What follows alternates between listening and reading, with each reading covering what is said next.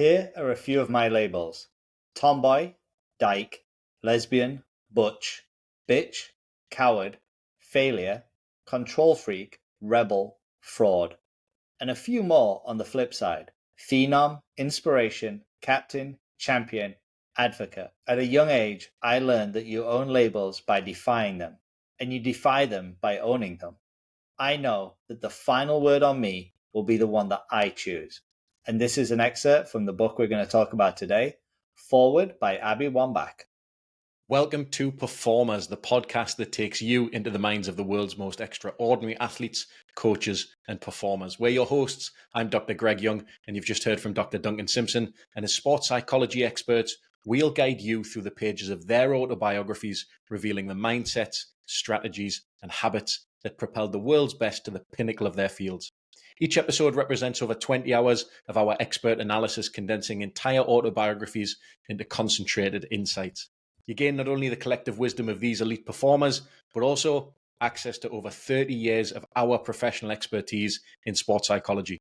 Listening to this, you're saving countless hours while accessing the distilled wisdom and proven strategies of the best in their fields. On Performers, we help you connect their life-changing lessons with your personal and professional goals, offering you an accelerated path to personal excellence. Duncan, what are our listeners going to get out of this episode? In this episode of Performers, you will discover how embracing your true identity can empower you to define your path and achieve your goals. You will gain insights into leveraging your competitive drive to push your limits and constantly improve, and you will learn to balance vulnerability with strength to become more authentic and resilient. So for those of you that don't know much about Abby Wambach, here's a quick rundown of her accomplishments. She was an All-American at the University of Florida, setting school records, and she won the 1998 NCAA Championship.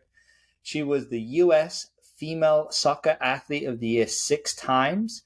She has won 2 Olympic gold medals in 2004 and 2012. She was the Associated Press Female Athlete of the Year in 2011, FIFA World Player of the Year in 2012.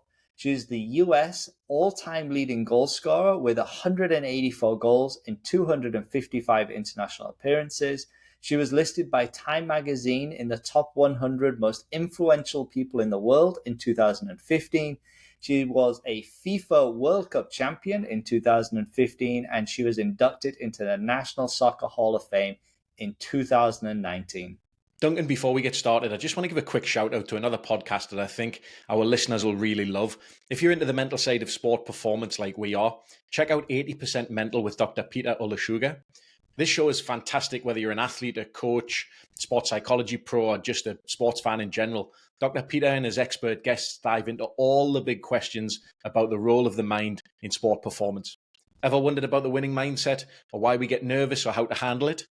They cover all of that and more, making the complex research super accessible and practical. Plus, they bring in performers from all sorts of arenas, not just sports, to really bring the theory to life.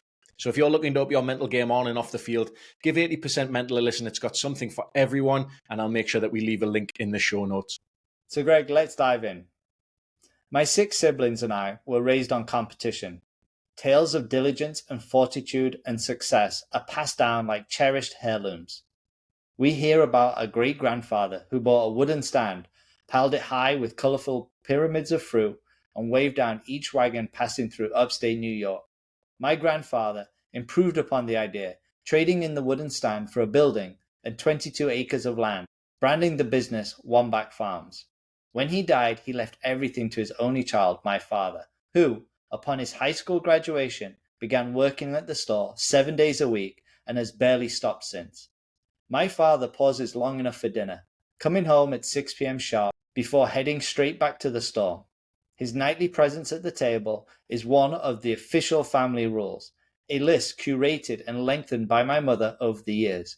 Even manners are a contest. It is widely acknowledged that the Wambach kids are the nicest and best behaved in all of Pittsford, a conservative suburban community just outside of Rochester. Pittsford is heavily Catholic and affluent, and we not only adhere to, but improve upon its unspoken code.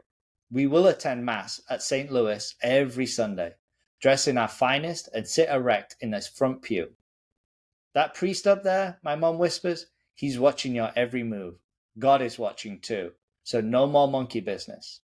Greg, it's clear just from this section that competition, hard work, and discipline were central themes in her early family life. What stood out for you? So even though her dad's away working, he comes home sort of religiously, no pun intended, at 6 p.m. every day to sit around the table and eat dinner and be with his family. And then they've also got the sort of the ceremonial aspect of going to church. And it seems very, very structured. And it seems like they've got a bit of what we consider to be a shared mental model, the way that things are done within this household. I score more hat tricks. I score more times than I can count. I score 27 goals in 3 games. And at the age of 9, I am sent to join the boys' league. They tease me, calling me tomboy and telling me to go back to the girls. I welcome this treatment and I yearn to prove that I belong. I play football with my brothers and their friends, tackling one neighborhood kid so brutally, I leave him moaning on the ground. I add basketball to my schedule and discover that it helps my soccer game. I become an amateur kineticist, analyzing how bodies leap and lean to meet rebounding balls. In 8th grade, I am recruited to start on the varsity team for Our Lady of Mercy High School, the private all-girls institution that my sisters attended. I start participating in the Olympic Development Program, which gives me exposure to college and national teams. Greg, it's evident that her drive to excel comes from a really young age, and despite that kind of teasing and being called a tomboy, it sounds like she really embraces the challenge and she's eager to prove people wrong. Any lesson for young female athletes here? Yeah, I think there's the desire to prove people wrong, as you mentioned, but perhaps also that desire to belong as well and feel like part of something bigger. No, she's obviously very good. You know, she talks about I score more hat tricks, I score more times than I can count. That's a really good habit for any soccer player to have. But for me, it's really the desire to continually learn and refine skills here. So becoming an amateur kineticist, as she puts it, learning how to sort of use her body in space and get an understanding of how that can really benefit her soccer performance. I think this is key. I don't necessarily think it's gender specific. I just think this is a really good set of skills, a really good way to go about executing and becoming a better athlete.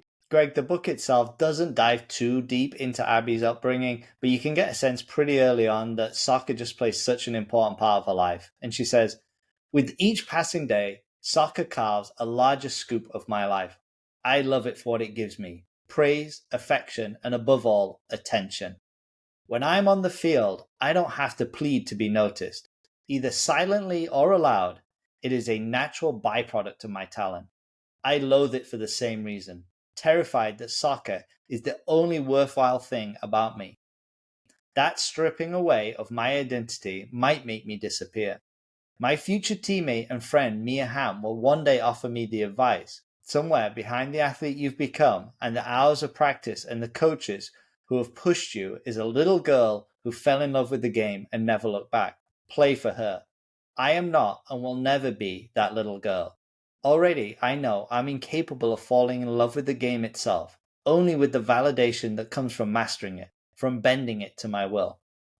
Greg, Abby's relationship with soccer, without doubt, throughout this entire book, it's really complex. She's driven by this need for validation and a fear of losing her own identity. And this dynamic, for me, illustrates like a deeply intertwined self-worth and athletic achievement and how it can really manifest itself in high performers. I would say that in general, motivation is a pretty complicated thing, and many people play for many different reasons. And as you say, it's things are complex here for Abby, but she's able to really understand what works for her to drive her performance forward. And I'd say her motivation is probably pretty authentic in this case. But as you say, there are some things to consider here that might help clarify how she's actually able to make this work for her. So she's using the sort of the teasing and negativity as motivation to prove herself to other people. And I think that's got a really positive impact on her resilience. Playing with boys and tougher competition can accelerate development and help her really master playing with higher levels of competition. I think we saw something similar with Pat Summitt playing with her brothers in the barn and learning how to handle the rough and tumble, as it were. And adding other sports like basketball, as I mentioned a moment ago, can improve your overall athleticism and skill. So we're getting that cross training or cross pollination effect that you often talk about. And through the book, we hear how she has this complex relationship with soccer and with herself and her own identity. And she says, my revolt comes in increments. tiptoeing around the periphery of soccer without attacking it directly. Before practice, I eat 15 fried pizza rolls and then run a timed mile, vomiting as soon as I hit the finish line. I ride a jet ski straight into a lightning storm. I smoke pot and discover I can drink copious amounts of beer. My grades are horrendous.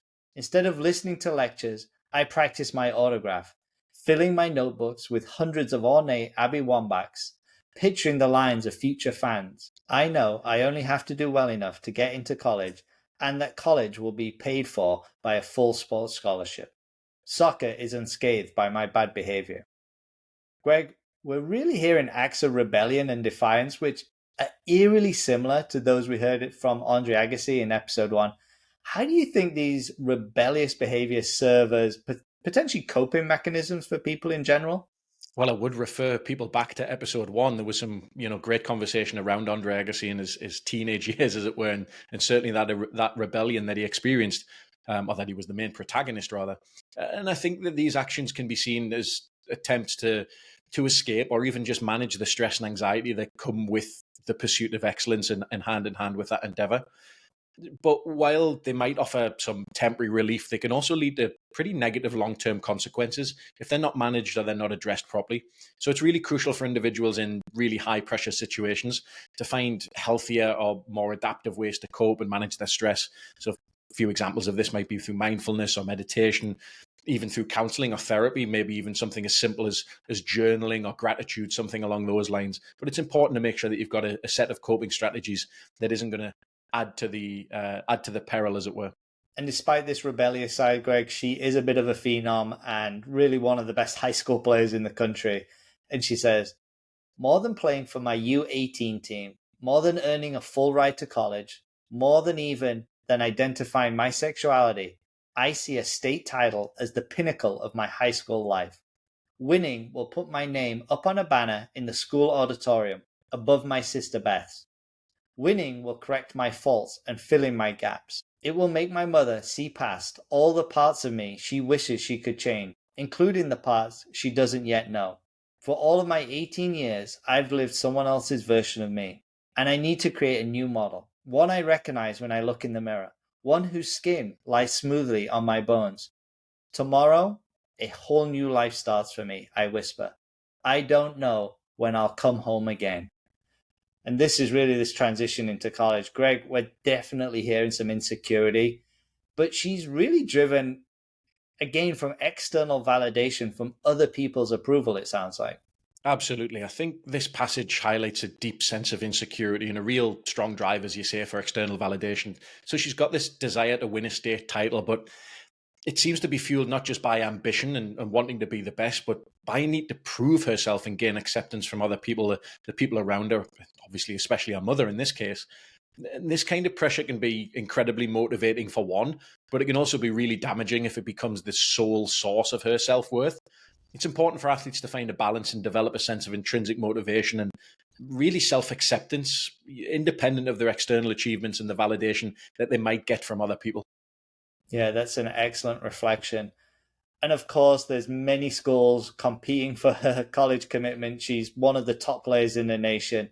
And ultimately, she decides to commit to the University of Florida, which for two Tennessee volunteers like ourselves is a horrible choice. However, she says the university soccer program is brand new, a byproduct of Title IX, a law that forbids any federally funded school to discriminate on the basis of sex, including the creation and development of sports programs. Later, I'll realize how fortunate I was to have benefited from the law, which enabled American women's soccer to dominate on the international stage. FIFA estimates that 12% of youth soccer players are girls, and the US players comprise more than half of that number. Again, Greg, she doesn't realize it at the time, but we're seeing the impact of a real fortuitous timing.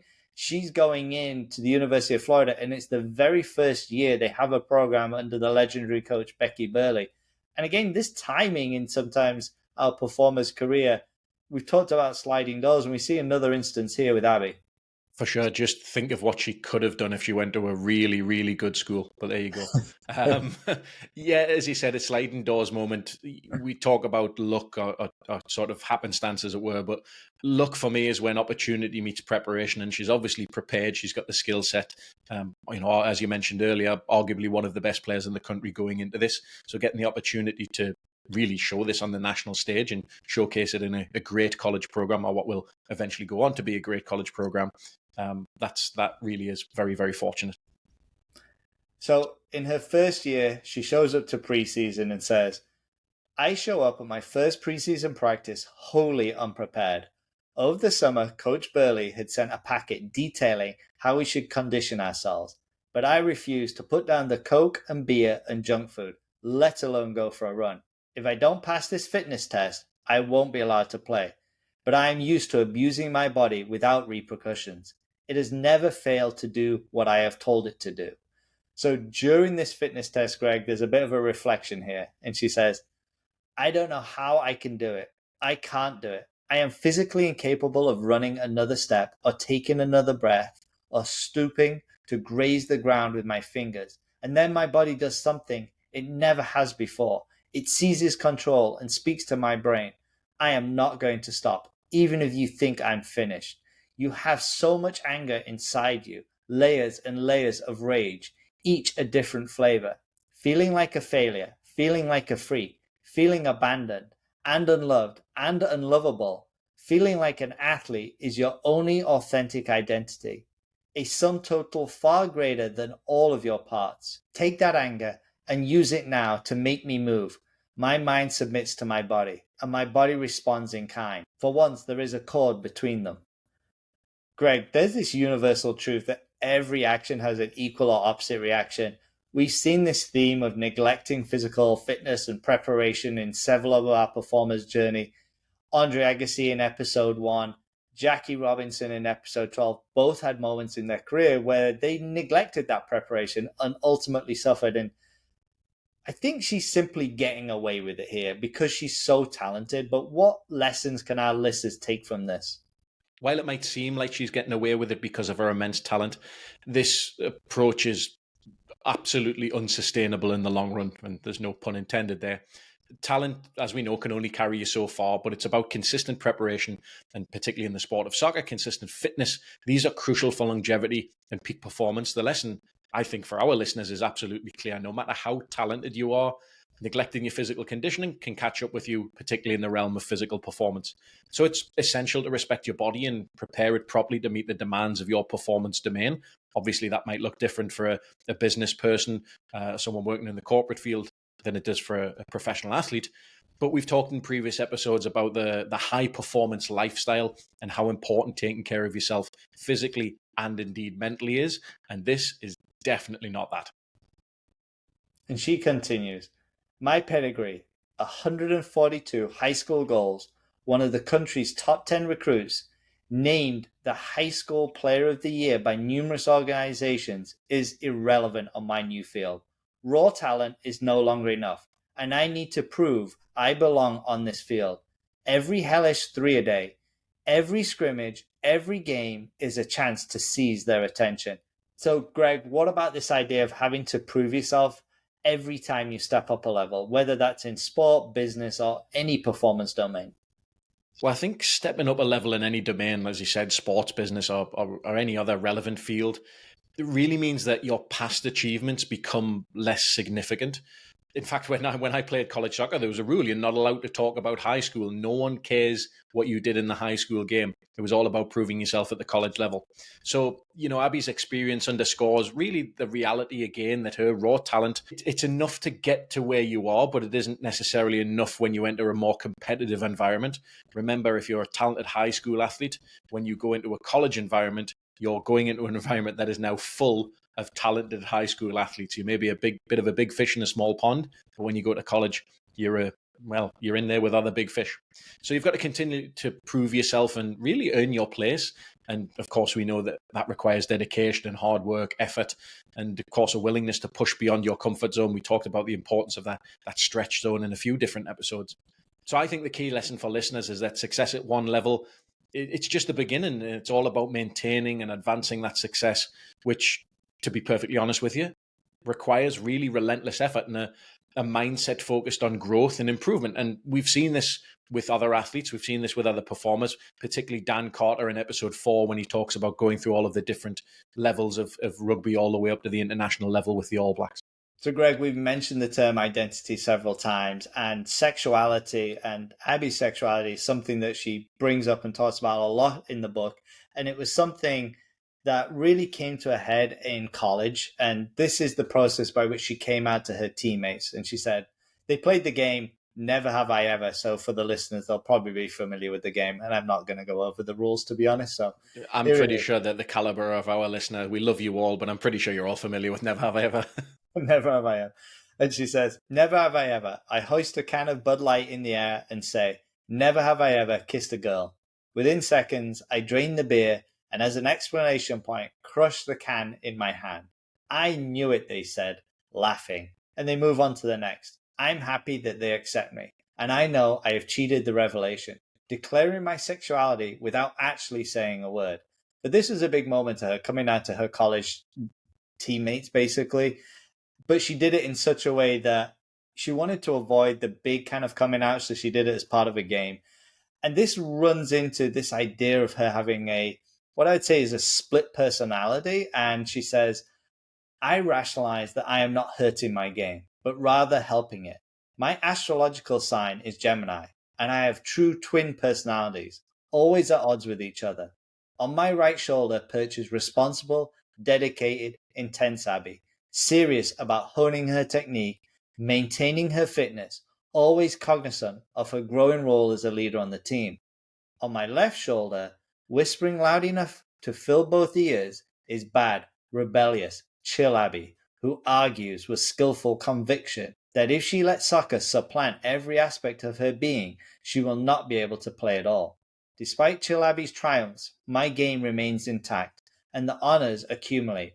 Two-time SEC Player of the Year, two-time SEC Tournament Most Valuable Player, first-team All-American 3 years in a row. I'm on my way to setting school records for goals, assists, game-winning goals, and hat tricks, and the national team coaches are taking notice. So, Greg, Abby talks about this idea of a split personality, balancing what we'd call responsible Abby with the more rebellious, chill Abby. How normal is this? Don't we all have multiple sides to our personality? I'm glad you asked this because you know how big a fan I am of astrology. So here we go. To be honest, I think Abby's experience of balancing two sides of her personality is something that many of us can probably relate to, and we all have different facets of our personalities that come into play in various situations in different contexts. And I would say that this sort of duality, as it were, is normal and can even be healthy, as it allows a person to adapt and cope and shift with the different demands of life, depending on the context in which they find themselves in. So I think the key lesson here is to find that balance that enables you to excel without losing sight of who you are outside of your primary pursuit. Really embracing and managing these different sides of you can help maintain your overall well-being and performance. But it really is a balancing act. There's going to be moments for one and moments for the other, but they're all you at the end of the day. And as I just described, she's having a lot of success on the field, even though she's somewhat troubled and tormented off the field with some of these other sides of her. But she's getting noticed by the US national team because she's such a phenom on the field. And she gets noticed by the US national team, the under-21 team, and it says, during spring of my junior year, I'm selected to attend a camp in California for the US U under-21 team.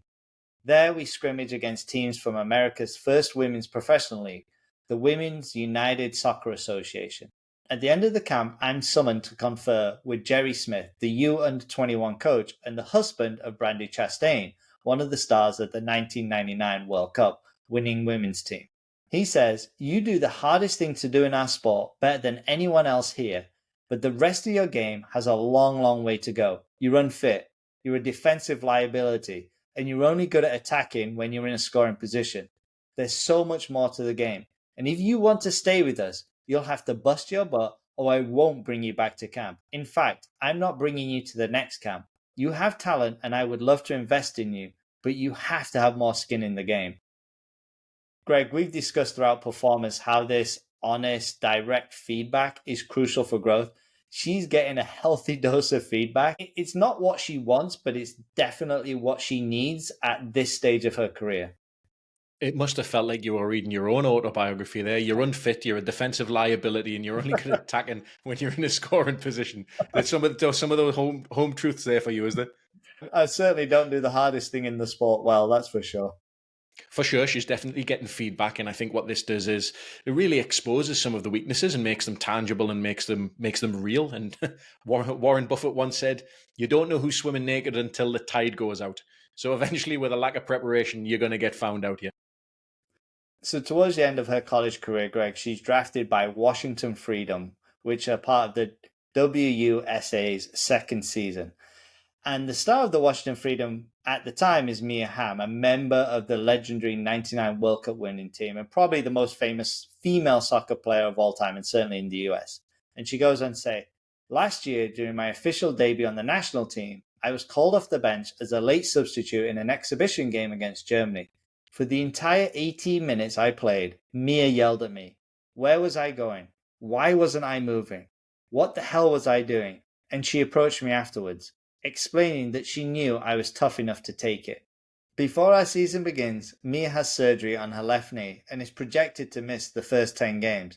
Nevertheless, she's at every practice or match, screaming from the sidelines, and whenever I exit the field, she suggests ways I can improve. I'm leaning too far back when I shoot, she says, and that's why the ball is going over the bar. I need to remember to drop my shoulder. I should use my big body as often as I can. I still covet criticism over praise and absorb everything she says. At season's end, I'm named the WUSA's Rookie of the Year." Greg, Abby's getting amazing experience working with Mia Hamm here, both as a mentor and a teammate. And this really highlights for me the immense value of mentorship. For me, the most important element here is really Mia Hamm's understanding of how best to provide feedback to Abby, understanding that she can kind of take things very directly, as it were. But in terms of the content of that feedback, there's a few things that I think we should consider here. Mia's specific actionable feedback and guidance really helped Abby to refine her techniques and elevate her game. You know, she talks a lot around skill improvement, very specific technical things. And she's got really high expectations. And I think that's what pushes Abby to be a little bit more resilient, a little bit more focused, and a little bit more accountable. That high level of challenge, but more importantly, that high level of support is where we really see athletes grow. And as you mentioned, she was named Rookie of the Year, and it has an impact on her, but perhaps not the way we'd expect. Tacitly, subconsciously, that honor signals that I can coast a bit, relax into my vices. Chill Abby takes a step forward, positioning herself as my dominant personality. I party just a bit harder than I play, and my body regresses, forgetting how it moves at its peak. April Heinrichs, the coach of the women's national team, begins excluding me from important games. One night she pulls me aside and renders a verdict I've heard before. I'm unfit, I'm lazy, I'm uncompetitive. If I don't shape up and quickly, I won't be playing with the women's national team. I'll miss the 2003 World Cup, my first. I listen, I focus, I push Chill Abby away. I finished my second season with the Washington Freedom with a league-leading 33 goals, including the winner in the championship game, the golden goal it's called, since it's happened in overtime. Our celebration is short-lived. 3 weeks later, on September 15, 2003, the WUSA folds. The 99ers are beloved, but their fame is not enough to sustain an 8-team league, especially when the target audience, teenage girls, have their own games to attend. I am out of a job, and I'm worried that I'll never be able to reignite the national passion for women's soccer, and that our sport is destined to be less than, irrelevant, othered. Abby is again getting pointed feedback here, Greg, to adjust her lifestyle. It just doesn't seem like this ideal of professionalism has really been internalized yet with her. No, you're correct. It doesn't. And to be honest, why would it? To this point, she's just been crushing it and finding success. She is incredibly talented, and there's really little motivation to change up to now. And obviously, hearing that from someone in a real position of power, someone that gets to select whether or not you make it into a national team and therefore into a World Cup, that's got to hit home here. And as she alluded to, she does kind of turn it around, at least for a brief period of time. She gets called up to the women's team and goes to the World Cup in China in 2003. The US lose 3-0 to Germany in the semi-finals, where Abby is actually at fault for one of her goals. And she has a really interesting reflection here. And she says, "Tonight, I will spend hours in the shower, wailing and weeping and beating my fists against the tile. Now, though, I force myself to stay in the field, watching my teammates cry while Germans celebrate, climbing on each other's back, chanting words I can't understand. I feel an arm drop across my shoulder and hear Coach Heinrich say, 'Come on, let's go inside.' No, I tell her, my eyes still fixed on the German team. I want to remember this. For 3 weeks after the World Cup, I can think of nothing but that first goal. The goal that spurred the Germans to win. The goal I allowed. My mind replays the moment on continuous loop, an excruciating image I'm powerless to block. Even the elements that were objectively out of my control become details in my narrative of failure. I gnaw at myself with quiet savagery. My fault, my fault, my fault." Greg, a pretty heavy paragraph there. It's important to recognize that failure is an essential part of growth, as we've talked about before. Instead of viewing it as a narrative of failure, it can be seen as a powerful lesson that drives improvement and resilience. How do you think listeners can reframe their failures and foster growth? That's a great question. And there were some parallels here with, I think, with Mark Messier when he walked past the dressing room and saw the other team in this who'd won the Stanley Cup and was kind of learning lessons from them, what it looked like to be a winner, and really wanted to remember that as well. But back to your point, really by analyzing, I think, what went wrong and understanding the factors that are actually within your control or within their control as athletes, they can develop strategies to try and avoid or try and mitigate similar mistakes in the future. So embracing failure as a stepping stone to resilience and better performance can transform it into a valuable lesson rather than just simply having it as a defeat. We've talked about that idea of I either win or I learn. Again, really want to reinforce that learning part has to be active. It has to be done deliberately, and that's what she's doing here.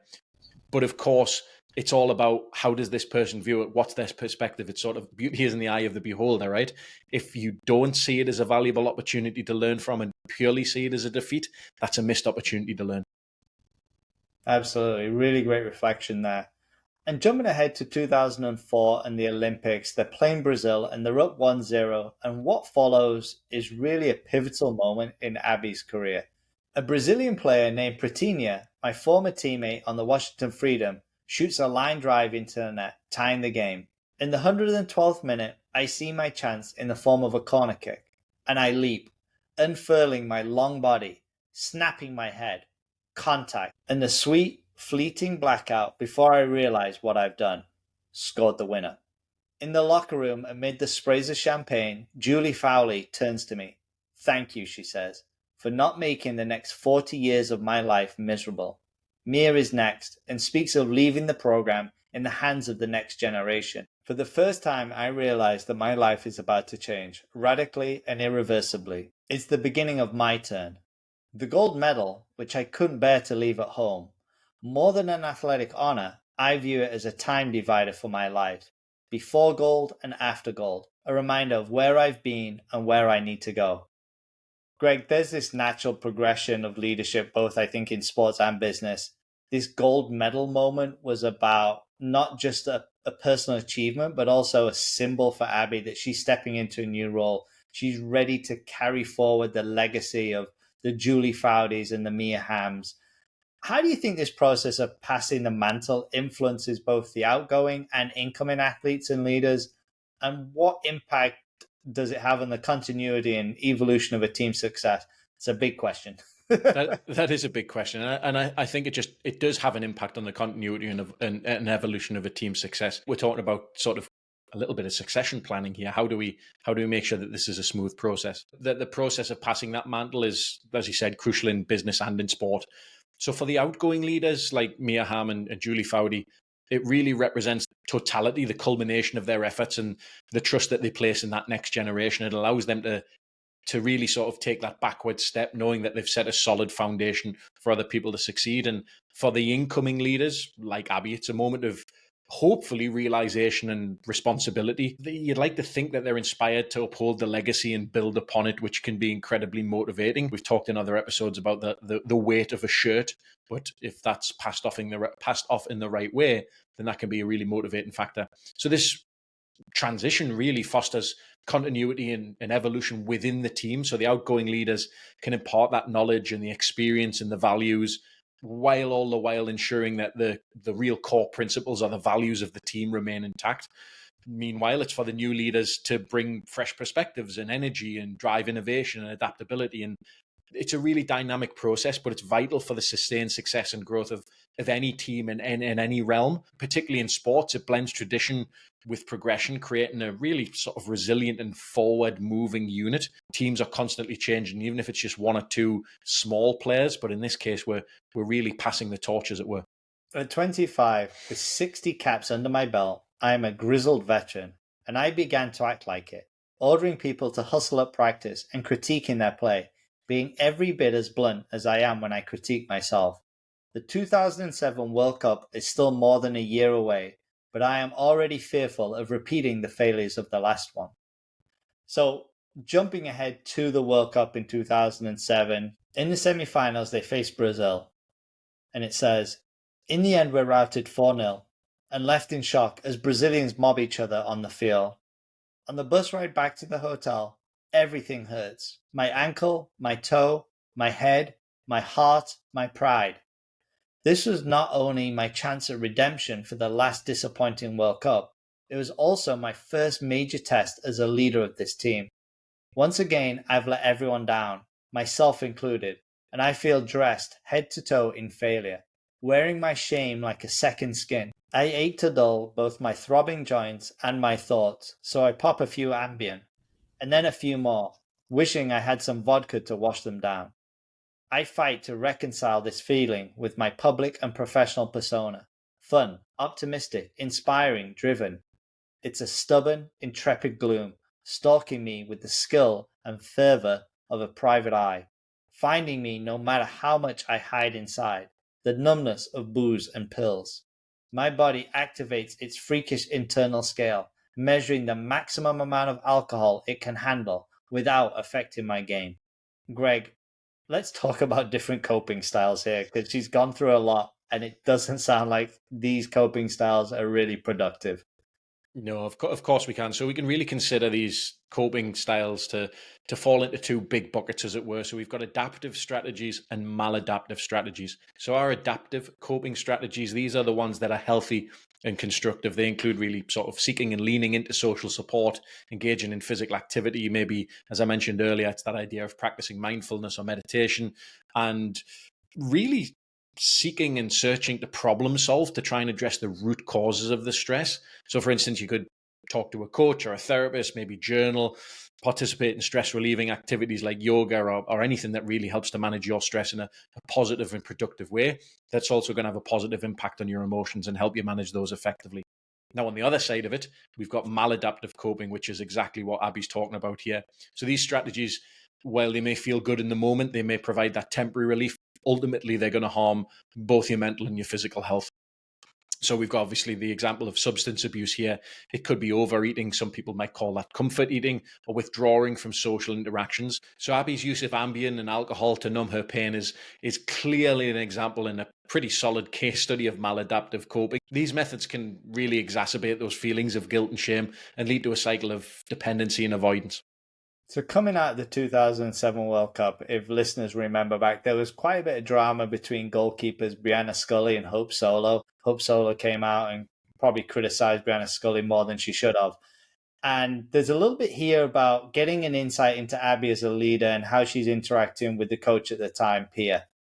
And it says, a few of the veteran leaders, myself included, meet privately with Pia to discuss what happened at the World Cup.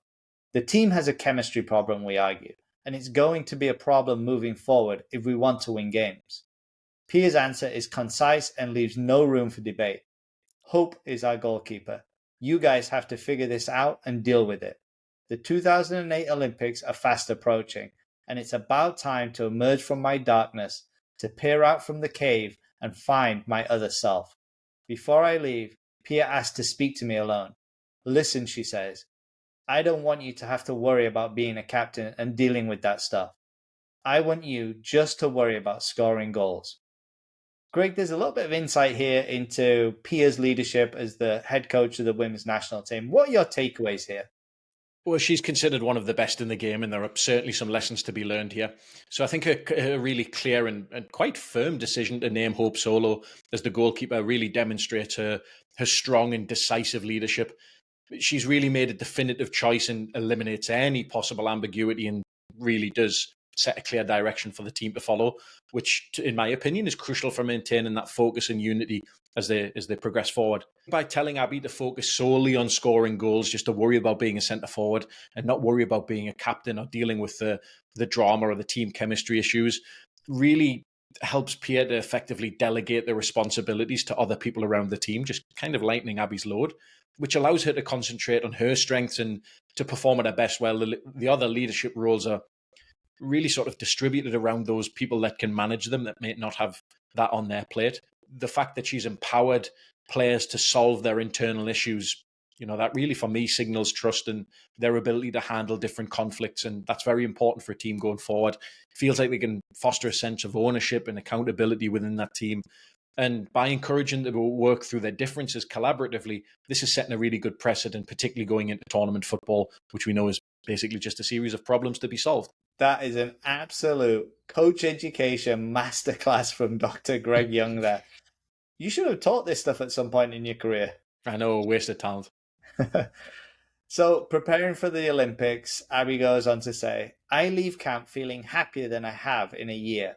Some disagreements and resentments linger, but the World Cup drama now seems muted and surmountable. Collectively, we're the best in the world, and we all need each other to win.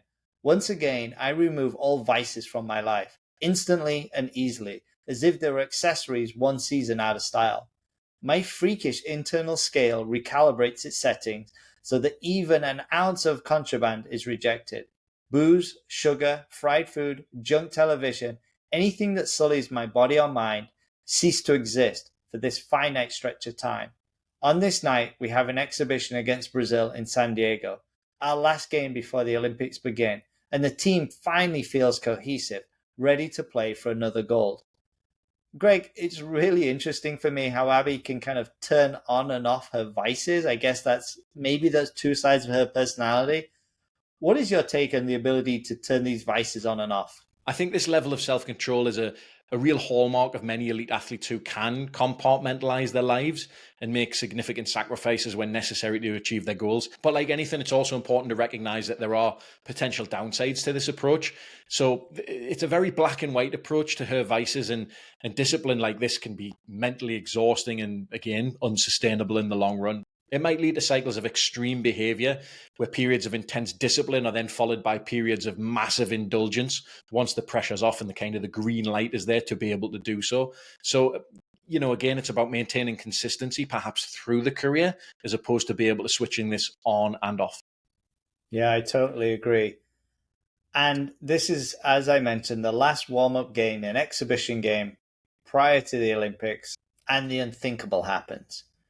My mind, hyper-attuned, delivers its diagnosis. Both the tibia and fibula are broken.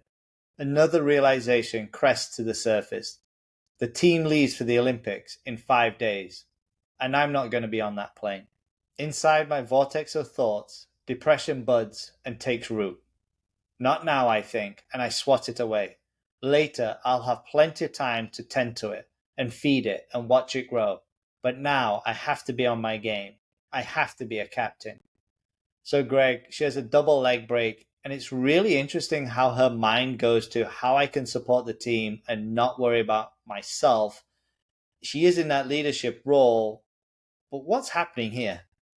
This might be that compartmentalization coming back into play here to kind of push one thing to one side to focus on the other. What we're seeing here is another coping strategy. I would say that this is probably a bit more of an adaptive coping strategy right now, although you could argue that it's avoidance of the reality, which again isn't going to be phenomenal in the long run. For the moment to moment, just really focusing on what she needs to do to set the team up for success. That's a really brave and just quite exceptional thing to be able to do in these circumstances. And jumping ahead, during injury recovery, she says, I returned to the hospital for rehab and I am eager to start, if only to regain a sense of control. At first, we tried 3 hours per day, rotating my ankle and contracting my quad to fire up the muscle, which seems to have atrophied overnight. I limp up and down the hallways, a trainer on either side. I develop a tolerance for Vicodin, demand more, and I am furious when I am denied. The team doctor has to talk me down, explaining that my synapses in my brain are firing differently. There's going to be trial and error in finding the right cocktail, a healthy balance of numbing and riding out the pain. I need to accept the fact that this is going to hurt and that it's going to take time, more time than I probably imagined, more time than I've ever had to give anything else. Duncan, I think this approach, or rather the initial approach, is really common with athletes that are experiencing injury, particularly, quite serious injury, as obviously a double leg break is. That idea of really wanting to gain a sense of control and get things going as much as possible. And again, we're talking about adaptive and maladaptive coping mechanisms here. Certainly the desire and the tolerance that she's building up for narcotics, the Vicodin, that's probably a bit of a maladaptive approach here. But I really like that idea of committing to and setting goals and trying to really regain that sense of control in this process. That can be a very adaptive way to cope in these moments. And when an athlete has a lack of control or senses that they have a perceived lack of control, really finding any way in which they can feel that sense of control, whether that's a routine, whether that's an approach, whether that's just going through something small, seemingly simple, uncomplex, to get them back on the road and get them down their journey. I think that's a really, really important lesson to learn. In 2008, the US team without Abby revenged the World Cup loss to Brazil and win the Olympic gold 1-0 thanks to a very late goal from Carly Lloyd. My phone buzzes. It's Des, our equipment manager, calling from the locker room. Hold on, he instructs, and I hear a roaring rush of screams and cheers, a celebration in absentia. I listen until I can't stand the sound anymore. I so badly wish my voice were in that chorus. I hang up, terrified by the thought that they had won without me. In the weeks following the Olympics, I exist on two settings, numb and tortured. I temporarily shed my aversion to crying, allowing myself to sob openly and without reservation, at least from the safety of my couch. These Jags are about more than another failed romance and missing the Olympics. They're about my relationship with soccer, which, in a way, means they're about my relationship with myself. With past defeats, I insisted on accepting all the blame. I wasn't fit enough. I wasn't prepared enough. I didn't want it enough, or I wanted other things more. For this Olympics, for the first time in my life, I don't believe those reasons. For the first time in my life, I believe that soccer betrayed me, and I want to know why. I am a novice at introspection, having spent my entire 28 years focusing outward, throwing my energy into the air and seeing where it sticks. I am not sure where or how to start. Kara helps, burning incense and talking me through the basics of meditation. I try, feeling awkward and embarrassed. Unsurprisingly, I can't shut up my mind. It's just as loud and obnoxious as my mouth. So, Greg, this period in the book, due to a terrible injury, she's forced into introspection, and she's really aided by meditation and some self-reflection. And she's really challenged to confront her inner turmoil, as it were, for the first time. I think what this really highlights to me is that these coping strategies have to be learned, and you've got to start somewhere. They are skills, and meditation or mindfulness, these are also skills, as well as are all of the mental skills that we talk about throughout all of our different episodes. So you've got to start from somewhere, and it seems like she's starting pretty much from scratch here. So for someone who's incredibly good at their sport or at their performance, going back to the very, very, very, very basics and the very rudimentary elements of any skill that they're learning is going to be a really tough challenge. But to quote the great philosopher Ted Lasso, taking on a challenge is a lot like riding a horse. If you're comfortable while you're doing it, you're probably doing it wrong. That's a great quote. So, jumping ahead to 2011, the World Cup is in Germany. And she says, during the countdown to the 2011 World Cup, I break my strict career-long rule and drink during camp. Not excessively, but enough to dilute any thoughts that drift away from soccer. One thought I can't suppress is that my body, day by day and degree by degree, is becoming a lesser version of itself. The shaky ankle requires wrapping. The Achilles tendon needs a combination of electric stimulation and ultrasound therapy, a process so prolonged and intense it seems to deaden my tissue. I'm newly 31, and for the first time I'm wondering how much longer I can play this game. Greg, this really seems very similar to the experience we heard from Dan Carter in episode 4, where as he progressed in his career, he really struggled to accept that his body was starting to slow down and break down. This is the unfortunate reality of all athletes, particularly athletes that play in what we'd consider to be power and performance sports, which certainly soccer and rugby are.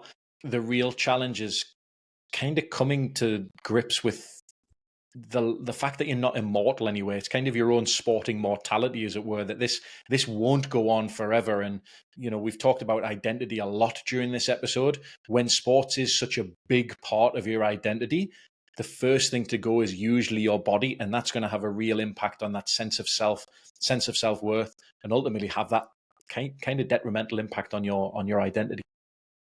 And in the 2011 World Cup in Germany, they face the Brazilians in the quarterfinal, and it goes into extra time, and they're behind in extra time. And Abby says, "Now I'm getting angry. I want the ball to go where I want it to go. I want my body to do what it's being asked. I want this to be as effortless for me as it's always been." And just like that, my body talks back, louder than I've ever heard it speak. "Make me. I dare you. I accept the challenge.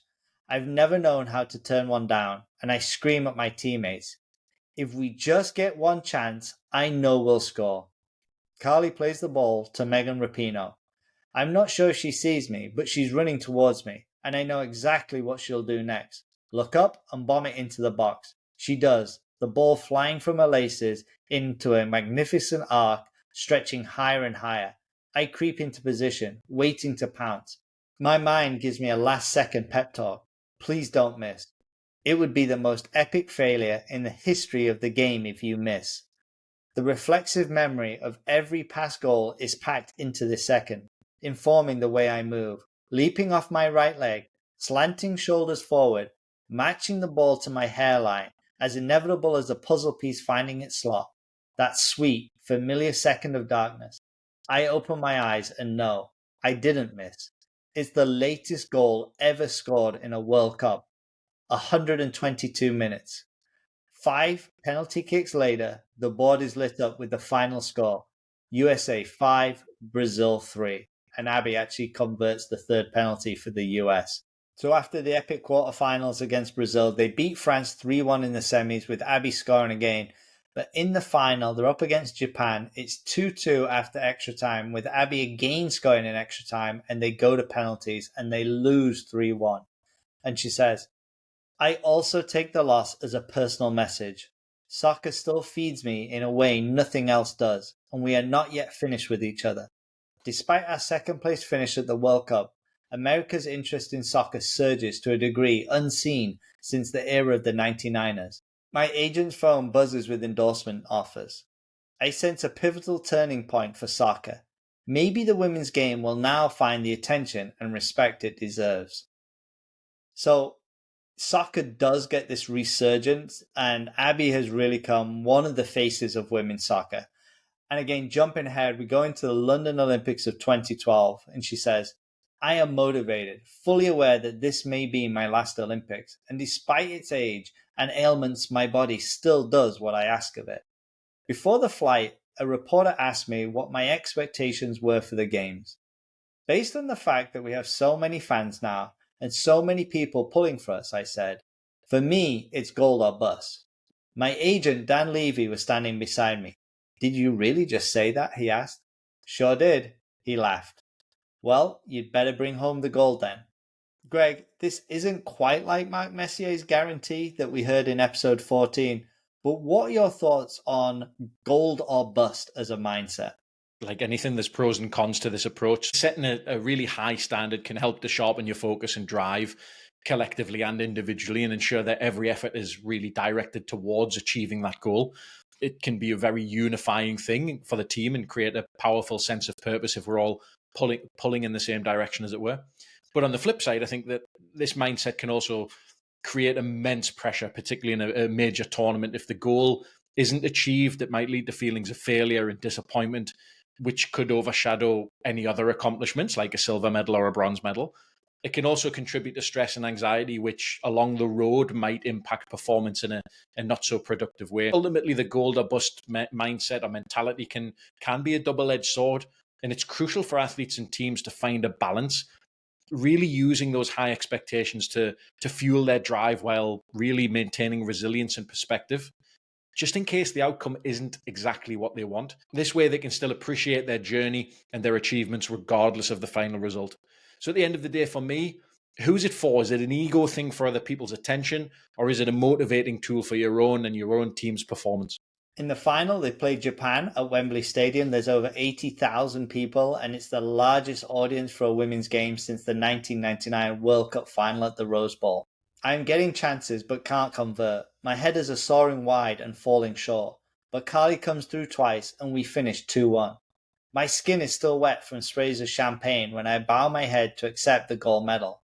I don't yet want to face the possibility that this might be the last one I wear.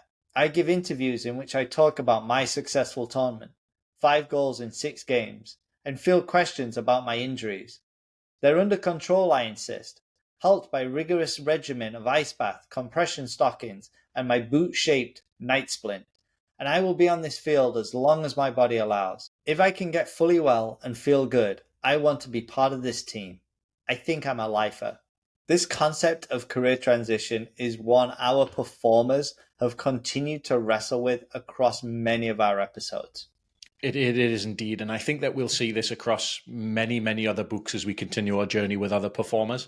It is something that's incredibly complicated. And I think one of the major reasons people struggle with this is that they don't pay enough heed to it earlier in their career to make it a smooth transition out of the sport when the time comes. Usually it comes at a time that's kind of outside of one's control. Usually it's the body breaking down, or it may be the end of an Olympic cycle or something like that. Just in the way that athletes and performers spend time in preparation for their careers, they should consider spending time and preparing for their life outside of their sporting career as well. So when that career transition inevitably comes, and it inevitably comes for everyone, that they're in control of that. There is a plan, that all of their identity and their self-worth isn't solely linked to being a sport performer or a business performer or a corporate performer, that they have other facets of their life, they have other social support, they have other networks and relationships that they can lean on in this unquestionably difficult time, and make it as a smooth as transition as possible. It's very rarely is it going to be perfect, but trying to make it a little bit smoother landing on the other side, that's an important consideration. So even though she's thinking about transitioning out of the game, she says, at age 32, my career has reached its pinnacle. I've been named FIFA Women's World Player of the Year, edging out my teammate Alex Morgan and Marta, my perennial rival on the Brazilian team. I score my 159th goal, breaking Mia Hamm's record for the most goals by any player, male or female. It happens in June 2013 during a game against South Korea.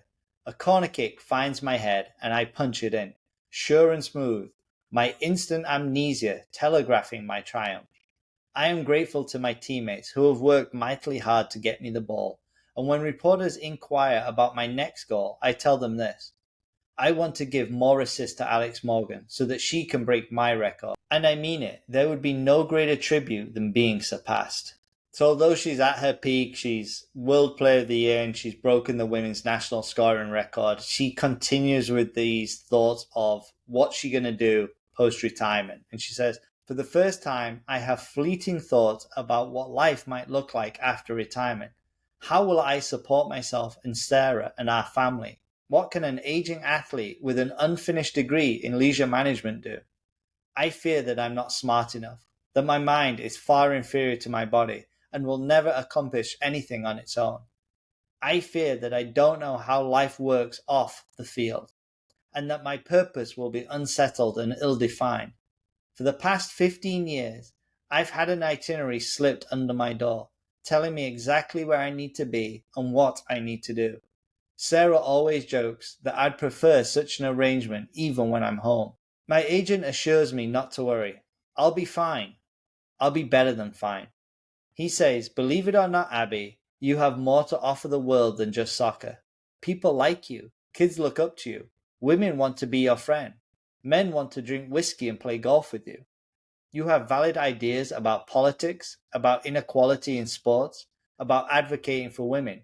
You're funny and articulate and convince anyone of anything. You could sell a ketchup popsicle to a woman in white gloves. You will know what you're meant to do when the time comes, but for now, just enjoy where you are. I decide to take his advice. Greg, how do you think people can best prepare for this transition to life after sports or maybe after retirement from work? So here are 6 things to consider for this transition outside of sports or from work. Number 1, develop diverse interests and skills. So it's important to cultivate hobbies and skills outside of your primary career. And this can help by building a sense of identity beyond your sport or your job or performance realm and provide you with alternative pathways for fulfillment and success. Number 2, education and continuous learning. So pursuing additional education, whether that's through formal degrees or even just informal learning, this can equip you with knowledge and skills that can be transferable perhaps to new careers. And it can also boost your confidence in your intellectual capabilities. Number 3, networking and building relationships. So establishing connections within and, more importantly, outside of your industry can open up new opportunities. It can provide access to mentors, peers, professional networks, and those people can offer you guidance and support during your transition. Number 4, maintain health and counseling. So you can work with a counselor or a therapist, and these people can help you address the emotional and psychological aspects of retiring. This is no easy thing to do. So the support can be crucial for navigating the shift in your identity and managing your anxiety about your future. Number 5, financial planning. So having a solid financial plan can really alleviate some of the stress that's associated with retirement or career transition.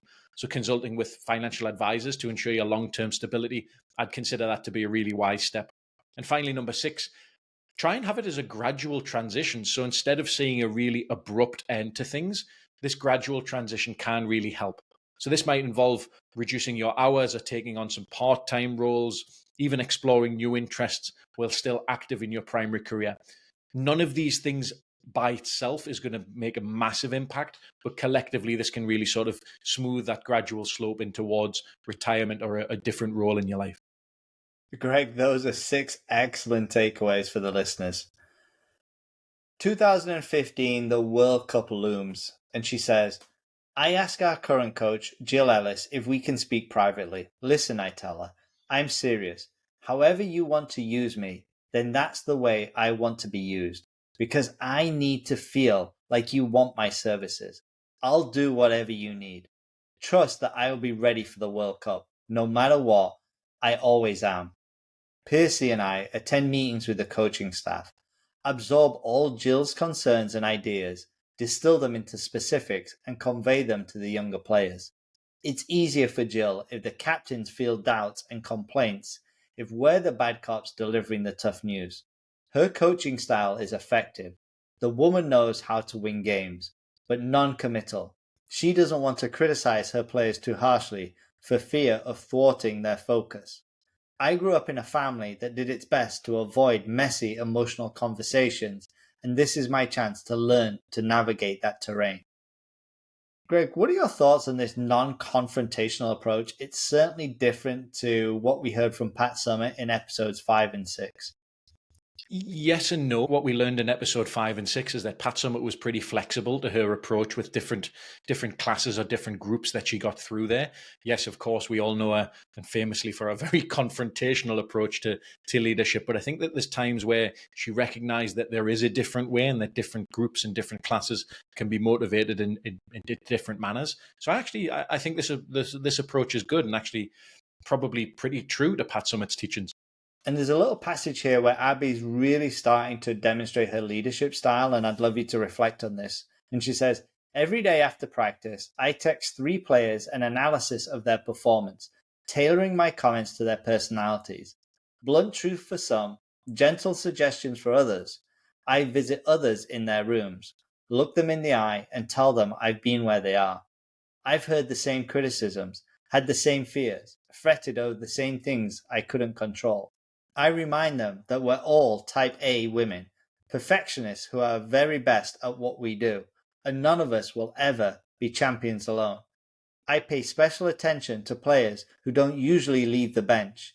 In past years, there's been a set roster with a rotation of 3 or 4 players who would be called in to substitute. But this year, Jill is devising a different strategy, intending to play many people in many different positions, and they all need to be ready. Listen, I tell them, what if there's a chance you might start? What if someone suffers an injury, or you perform beyond expectation at practice, or Jill determines it's your time? Don't let anyone diminish you, least of all yourself, and don't be comfortable with your own current status. Think about it and imagine yourself being better than you ever thought you could be. I hope my inspirational patter conceals my own doubts. My own best days on the field are long behind me, and I might not leave the bench myself. Greg, Abby seems to be doing a really great job of tailoring her feedback to specific individuals here. This really is a skill, and we've talked about it in this episode. The thing that really jumps out to me here is the fact that she's paying so much attention to the substitutes, the ones that we'd consider to be role players or that might not be at the forefront of things. And it really cast my mind back to the Bill Walsh episode that we did, where he talked about the importance of kind of keeping I think he referred to it as the 20%ers, right? The guys who are kind of low on the depth chart or that are at the lower end, the bottom end of the bench, making sure that those people are happy, that those people are involved, that those people are being communicated to and have a clear understanding of, hey, we're all in this together. We're going to have to rely on your performance. You could be called upon at any moment. So I think this is a really good job of not only tailoring that feedback and how she delivers that feedback specifically to people, but also which people she's delivering that feedback to, and really sort of fostering a very collective and united and unified team.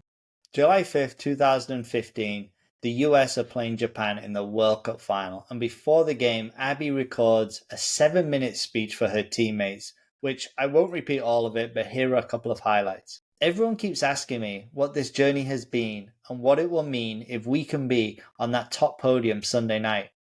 I'm not one to necessarily show my vulnerable side, but the days are ticking, and my clock, as it pertains to being a pro soccer player, is coming to an end. But I have a few things I want to get off my mind, and they're all going to be about my teammates. I've had the best life, and it's all because of the friendships I've made. I've literally grown up on this team, and the good, the bad, and the ugly. My teammates have helped me through it all, and I know that a lot can be said about this World Cup and how it could be the culmination of my career. And a lot of people have been talking about how this World Cup has been different for me, and the biggest thing I need to express is gratitude. To be able to have played for so long, to share the field with extraordinary women. It's never easy to say goodbye. You always want to go out on top. You always want there to be a fairy tale ending. And I hope that this is it. Not just for me, but for this entire group of women who have showed me the way, who have taught me about myself, who have made me soul search and find out more about who I am and who I want to be. That's what makes this so special. It's not about the wins and losses or even championships. It's about learning. It's about growing. It's about being you. I'm proud to be a member of this national team. I've been proud since I first got the opportunity to wear this jersey, to represent my country. I hope that people know that nobody's perfect. People make mistakes.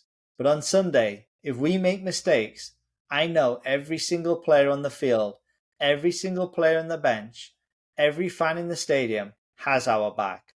That is inspiring. To be part of it, to be able to look at the stands and see my family, no matter what happens, I'm going to be proud of what we've gotten and where we've gotten to. I'm a lucky person, and I know we can do it. We've just got to believe. I exhale, feeling the weight of those words, and say them one more time. We've just got to believe. So, Greg, in the final, they're 5-2 up, and in the 79th minute, Jill substitutes Abby on, and she says, in the 79th minute, Jill sends me on to replace Tobin Heath. When I reach the line, Carly meets me there. She removes the captain's armband and wraps it around my bicep. a gesture I didn't expect, but I appreciate immensely. A reverse passing of the torch. The whistles blow and the celebration begins. So after winning the World Cup in 2015, the US tour going a bit of an exhibition kind of celebration tour, and she has her final game. Standing in the center of the field, thousands of cardboard doppelgangers waving back at me, I take the microphone and address the crowd. I'm going to make this short, I say. I love you guys. I love this team. I love my country. And it has been my pleasure and honor to represent all of you for as long as I've been able to. The future is so bright. These women are going to kill it. I know it. And before I get all emotional, I just want to genuinely express how much I have given myself to this team and how important I have to pause to stop myself from crying. And how important it is to give all of yourself to whatever you want to do in your life as a passion. I turn towards my team. I love you guys so much, I say. Bourbon Street, watch out. I drop the mic on the field with a muted thump. Wambach out. And that is where we'll leave it today. And Greg, as usual on Performers, we like to say success leaves clues. So what are your top 10 life lessons from Forward by Abby Wambach? Number 1, own your identity. Embrace and define who you are despite societal labels. She says you own labels by defying them and defy them by owning them. Number 2, value hard work and diligence. Success stems from the consistent effort and dedication that you put in. Tales of diligence and fortitude and success are passed down like cherished heirlooms. Number 3, balance ambition and humility. Strive for excellence while remaining grounded. She says it's widely acknowledged that the Wambach kids are the nicest and best behaved in all of Pittsford. Number 4, stay resilient in adversity. Overcome challenges with persistence and resilience. Number 5, cherish your support system. Rely on family and friends for emotional and moral support. Number 6, pursue lifelong learning. Continuously seek growth and improvement. She says every day I wake up and repeat my mantra, no one controls me anymore. Number 7, lead by example. Inspire others through your actions and commitment. She says every day after practice, I text 3 players an analysis of their performance. Number 8, embrace vulnerability. Acknowledge and express your emotions to build resilience. She says, I'm not one to necessarily show my vulnerable side, but the days are ticking. Number 9, maintain physical and mental health. Balance physical training with mental and emotional well-being. Number 10, seek balance and moderation. Balance ambition with self-care and enjoyment. She says, once again, I remove all vices from my life instantly and easily. Greg, another fantastic top 10 as always. And we can learn from people's stories by identifying the behaviors to avoid on our own path to mastery. So what are your top 10 lessons to avoid from Abby Wambach's story? I know there was a few. Number 1, over-reliance on validation. So avoid seeking validation solely from external achievements. She stated she was terrified that soccer was the only worthwhile thing about her. Number 2, ignoring emotional health. Don't neglect the importance of mental and emotional well-being. Number 3, skipping proper preparation. Ensure you're adequately prepared for all challenges. She says, I refuse to put down the Coke and beer and junk food, let alone go for a run. Number 4, letting ego drive decisions. Keep your ego in check to make balanced decisions. Number 5, isolating yourself. Maintain strong connections with your support network. Number 6, avoiding humility. Stay humble to continue learning and improving. Number 7, ignoring team dynamics. Foster positive relationships and team cohesion. Number 8, neglecting rest and recovery. Balance intense activity with adequate rest to prevent burnout. Number 9, improper handling of failure. Learn to cope with and grow from failures. And finally, number 10, avoiding emotional vulnerability. Be open about your emotions and don't suppress them. Thank you so much for joining myself and Duncan on this episode. If you enjoyed what you heard, please take a moment to click like and to subscribe. And we ask that you take a moment out of your day to spread the word by sharing this with 2 people in your network. And for that, we are truly grateful. See you next time on Performers.